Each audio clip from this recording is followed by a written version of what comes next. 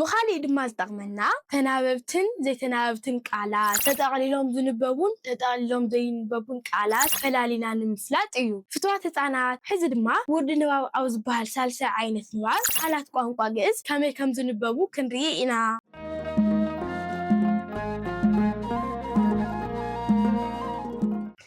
ሰላም ሰላም ለክሙ ኣሃውየ ወኣሃትየ ህፃናት ኦርቶዶክስ ተዋህዶ ቤተሰባት ትንሳኤ ጽዮናውያን ሚድያ እፎ ሃደርክሙ ወእፎ ዋልክሙ ወእፎ ሃሎክሙ ይእዜ ዘኣቀርብ ለክሙ በሃምሳይ ክፍል በእንተ ውርዲ ንባብ ወንባብ ዘመልእክተ ዮሃንስ ሐዋርያ ዘይብል ውእቱ።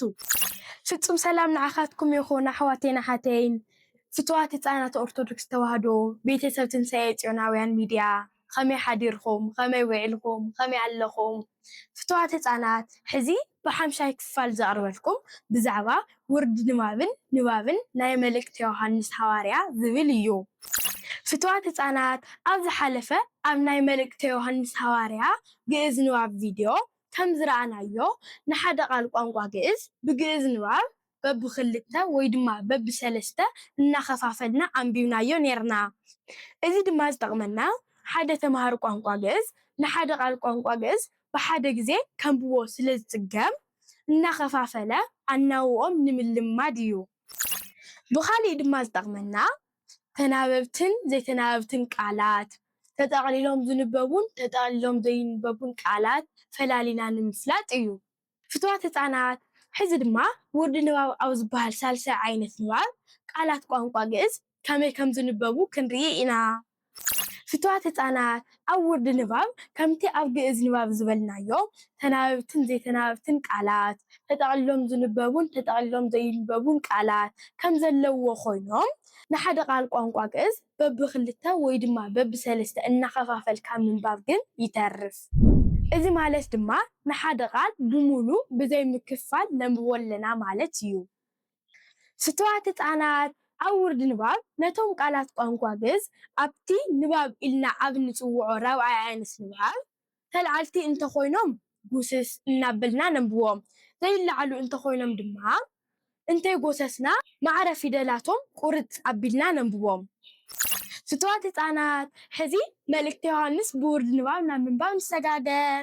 መልእክተ ዮሃንስ ሐዋርያ መልእክተ ዮሃንስ ሐዋርያ ወለ ዘብዴዎስ ቀዳማዊ ዘይንወክሙ በእንተ ውእቱ ዝሃሎ እምቅድመ ውእቱ ዘሰማይናሁ በዘኒነ ወዘሪናሁ በአዕይንቲነ ወዘጠየቅናሁ ወዘገሰሳሁ እደዊነ በእንተ ነገረ ህይወት እስመ ህይወት ተአውቀት ለነ ወሪናሃ ወስምዓ ኮነ ወንዜንወክሙ ለክሙኒ ህይወተ እንተ ለዓለም እንተሃለወት ሀበ አብ ወተአውቀት ለነ ወሪናሃ ወሰማይናሃ ወንዜንወክሙ ለክሙኒ ከመ አንትሙኒ ትኩኑ ሱታፌ ምስሌነ ወሱታፌ ነሰ ምስለ አብ ወምስለ ወልዱ ኢየሱስ ክርስቶስ ወዘንተ ንጽሕፍ ለክሙ ከመ ትፍስሕትክሙ ፍጽምተ ትኩን ብክሙ ወዛቲ ይእቲ ዜና እንተ ሰማይናሃ ትካት እምኔሁ ወንዜንወክሙ ከመ እግዚአብሔር ብርሃን ውእቱ ወጽልመትሰ አልቦ ሀቤሁ ወያሃተኒ ወመሰ ንቤለክሙ ብነ ሱታፌ ምስሌሁ ወውስተ ጽልመት ነሃውር ንሄሱ ወይንገብራ ለጽድቅ ወለርት ወመሰ ውስተ ብርሃን ነሃውር በከመ ውእቱ ብርሃን ሱቱፋን ንህነ በይናቲነ ወደሙ ለኢየሱስ ክርስቶስ ያነጽሐነ እምኩሉ ኃጣውኢነ ይብል። ፍትዋት ህፃናት ውርዲ ንባብ ናይ መልእክተ ዮሃንስ ሐዋርያ ከምዚ ይብል ኣብዚ መልእክተ ዮሃንስ ኢልና ዘንበብናሉ ምክንያት እንታይ ዕረፍና ዘንበብናሉ ምክንያት መልእክተን ዮሃንስን ተናበብቲ ቃላት ስለ ዝኾኑ እዩ። ኣብዚ እውን ዮሃንስ ኢልና ጉስስ ዘበልናሉ ምክንያት ዮሃንስ ንባብ ኢልና ኣብ ንፅውዖ ኣብቲ ራብዓይ ዓይነት ንባብ ተላዓሊ ስለ ዝኾነ እዩ። ዮሃንስ ኢልና ስለ ነንብቦ ዮሃንስ ኢልና ወሲስናዮ። ሃዋርያ ዝብል እውን በይኑ ሃዋርያ ኢልና ኣንቢብናዮ። ከምዚ ኢልና ዘንበብናሉ ምክንያት ድማ ምስ ካሊእ ቃል ተናባቢ ስለ ዘይኮነን ዝለዓል ስለ ዘይኮነን እዩ። ወልደ ዘብዴዎስ ወዲ ዘብዴዎስ ኣብዚ እውን ወልደ ዘብዴዎስ ኢልና እንታይ ዕረፍና ዘንበብናሉ ምክንያት ተናበብቲ ስለ ዝኾኑ እዩ። ወልደን ዘብዴዎስን ተናበብቲ ስለ ዝኾኑ እዩ። ኣብዚ ዘብዴዎስ ኣብ ዝብል ዘብዴዎስ ኢልና ጉስስ ኣቢልና አንቢብናዮ። እዚ ድማ ዘብዴዎስ ዝብል ቃል ኣብቲ ንባብ ኢልና ንፅውዖ ኣብቲ ራብዓይ ዓይነት ንባብ ዘብዴዎስ ኢልና ኣልዒልና ስለ ነንብቦ እዩ። ቀዳማዊ ነዚ እውን ንበይኑ ዘንበብናሉ ምክንያት ምስ ካሊእ ቃል ዘይናበብን ዘይለዓልን ስለ ዝኾነ እዩ። ንዘይንወክሙ ኣብዚ ንዘይንወክሙ ኢልና ንበይኑ ዘንበብናሉ ምክንያት ንዘይንወክሙ ዝብል ቃል ምስ ካሊእ ቃል ስለ ዘይናበብ እዩ። ጉስስ ኣቢልና ዘንበብናሉ ምክንያት ድማ ንዘይንወክሙ ዝብል ቃል ኣብቲ ራብዓይ ዓይነት ንባብ ንዘይንወክሙ ኢልና ኣልዒልና ስለ ነንብቦ እዩ። ኣብዚ በእንተ ነገረ ህይወት ኢልና ንሰለስቲኦም ቃላት ከም ሓንቲ ቃል ዘንበብናሉ ምክንያት ሰለስቲኦም ቃላት ተናበብቲ ስለ ዝኾኑ እዩ። ኣብዚ ድማ ህይወት ኢልና ቁርጥ ዘበልናሉ ምክንያት ህይወት ዝብል ቃል ኣብቲ ንባብ ኢልና ንፅውዖ ራብዓይ ዓይነት ንባብ ስለ ዘይለዓል እዩ። እሺ ፍትዋት ህፃናት ኣብዚ ድማ ወውስተ ፅልመት ኢልና ብሓደ ዘንበብናሉ ምክንያት ከም ሓደ ቃል ዘንበብናሉ ምክንያት ወውስተን ፅልመትን ተናበብቲ ቃላት ስለ ዝኾኑ እዩ። ወውስተ ፅልመት ኢልና ድማ ፅልመት ጉትት ዘየበልናሉ ምክንያት ፅልመት ዝብል ቃል ኣብቲ ንባብ ኢልና ንፅውዖ ራብዓይ ዓይነት ንባብ ስለ ዘይለዓል እዩ። ኣብዚ እውን በከመ ውእቱ ኢልና ከም ሓንቲ ቃል ዘንበብናሉ ምክንያት በከመን ውእቱን ተናበብቲ ቃላት ስለ ዝኾኑ እዩ።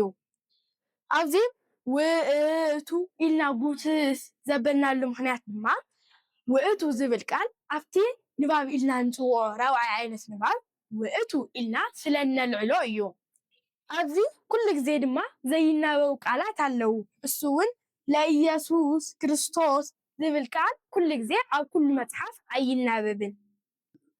ፍትዋት ህፃናት እቲ ራብዓይ ዓይነት ንባብ ድማ ንባብ ይበሃል። ንባብ ኣብ ዝበሃል ራብዓይ ዓይነት ንባብ ብመሰረት እቲ ኣብ ውርዲ ንባብ ዝነበረና ኣናብባ ኣብ ውርዲ ንባብ ኣናቢብና ንዘንበብናዮም ኣብ ንባብ እውን ንደግሞም።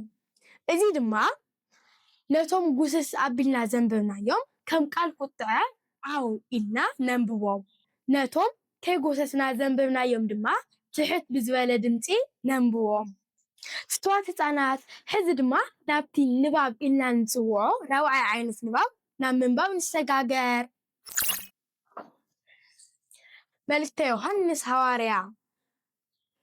ዮሃንስ ሐዋርያ ወልደ ዘብዴዎስ ቀዳማዊ ንዘይንወክሙ በእንተ ውእቱ ዝሃሎ እምቅድም ውእቱ ዘሰማዕናሁ በእዘኒና ወዘሪናሁ በአዕይንቲና ወዘጠየቅናሁ ወዘገሰሳሁ እደዊና በእንተ ነገረ ህይወት እስመ ህይወት ተአውቀት ለነ ወሬናሃ ወስምዓ ኮነ ወንዘይንወክሙ ለክሙኒ ህይወተ እንተ ለዓለም እንተሃለወት ሀብአ ወተአውቀት ለነ ወሬናሃ ወሰማዕናሃ ወንዘይንወክሙ ለክሙኒ ከመ አንትሙኒ ትኩኑ ሱታፌ ምስሌነ ወሱታፌ ነሰ مثل آب ومثل ولدو إيسوس كريستوس وزنت نتف لكم كما تفسدكم فتصمت تكون بكم وذاتي يأتي زينا أنت سمعينها تكات منه ونزينواكم كما እግዚአብሔር برهان وإتو وطلمت سا علو هبه ويهتني ومسا نبيلكم بنا ستافي مثله ووستطلمت نحور نهسو وينقبرا لا صدق ولا رد ومسا وستبرهان نحور بكما وقتو برهان ستوفان نهنا ببناتنا ودمو لإيسوس كريستوس ينتهنا كلو حتاوئنا يب كم زيبل لا يملك يوحنس حواريا نبال كم زيبل فتوات تعنات أبزي أستوعلو ملك يوحنس إلنا بحادة زنببنا لمخنات تناببت سلازخونو يو ملك يوحنس إلنا زلعلنا لمخنات ما يوحنس سبلكان سلازل عليو حواريا إلنا قرط أبلنا زنببنا لمخنات ما حواريا زبلكان مسكالي قال سلازي الناببن سلازي العلن يو ولا زبديوس إلنا بحادة زنببنا لمخنات ما ولدن زبديوسن تناببت قالات سلازخونو يو ولا زبديوس إلنا ون زنعلنا لمخنات ما زبديوس زبلكان تلعال سلازخونو يو كمون أفزي بأنت نقراي واد إلنا نسلستهم قالات كم حانتي قال زنببنا لمخنات سلستهم قالات تناببت سلازخونو يو بأنت نقراي واد إلنا هوات زبلكان قرط زبلنا لمخنات هوات زبلكان سلازي العاليو أبزون ووسط المات إلنا كم حنط قال زنببنا لمخنات كلتهم قالات تناببت سلازخونو يو ووسط المات إلنا ونت المات زبلكان قرط زبلنا لمخنات المات زبلكان تلعال سلازي كونيو شتوات أنا كم زلنا بلنا نخلهم قالات ملكت يوحنس حواريا نستوعلنا ننبوهم مالتيو